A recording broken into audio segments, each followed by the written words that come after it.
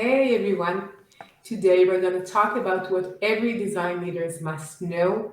As a product and UX expert for more than 20 years, I'm so very excited to have this talk.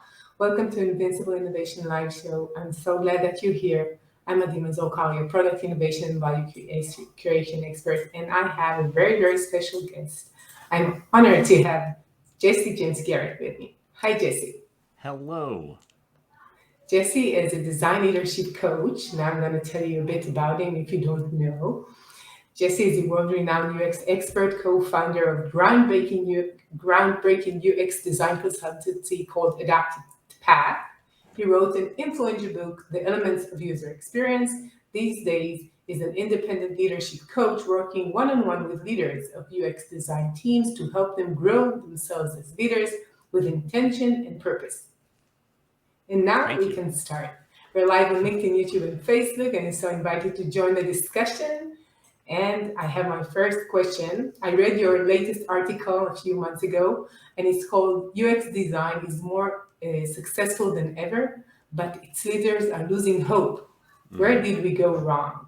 So tell me about that. Well, this article came out of a lot of the conversations I was having with design leaders about their needs as I was working as a coach, working with them one on one. It really shifted my focus away from the needs of larger organizations toward the needs of the specific leaders because I found that in my experience, the skills of those leaders were the most critical factor for the overall long term success of those teams. And so, in having conversations with a lot of leaders out there about the challenges that they were facing, I discovered that a lot of them were really down. There was really a lot of discouragement, a lot of disillusionment, a lot of negativity about how things had gotten to the state that they'd gotten to, which in a lot of people's minds was falling short of the promise of user experience, especially the promise of user experience earlier in their careers before they became leaders. Yeah. And now they find themselves in this position where they have these leadership responsibilities at the same time that they are kind of losing their enthusiasm in a lot of ways for the practice because they at this point in their careers have been struggling for a Yeah. while to to create positive results for themselves and their teams. Yeah. First, I want to say that I totally understand what they're talking about because many of my friends come from, design, UX, and I know many of hmm them. And I wonder, is it something that maybe they came with high expectations that they don't meet, or in the past it was different and now it's something else? So, how Yeah, do you see that? yeah.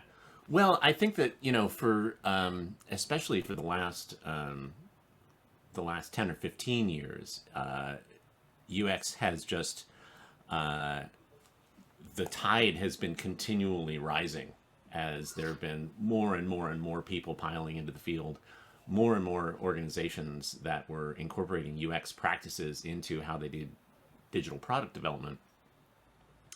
And that rising tide has kind of started to slow as design has gotten closer to the top of the pyramid in a lot of these organizations. That the ready progress and the rapid wins and the escalation and growth that a lot of leaders got used to your point earlier on in their careers, is not so much there anymore because the field, I think, has gotten to a certain state of maturity where there are not as many people just being, promoted up into VP of design roles left and right the way that they used to.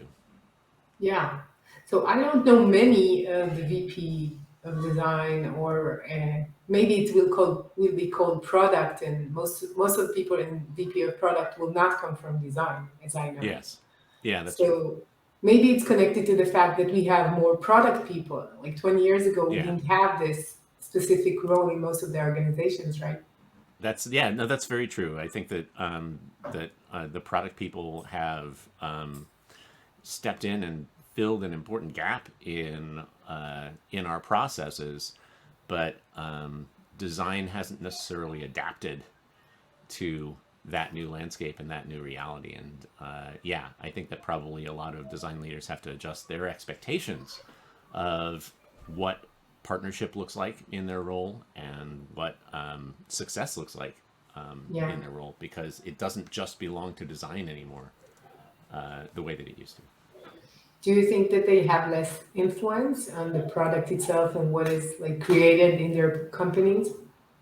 I think in a lot of cases that's true. Yeah, I think that I think that a lot of it depends on how strong the UX team's research practice is. If a UX team has a strong, healthy, robust research practice, and importantly, if the larger organization has a culture that encourages listening to your research findings, Yeah. because that part is important too. It's not it's not Yeah. enough just to do the research. Yeah.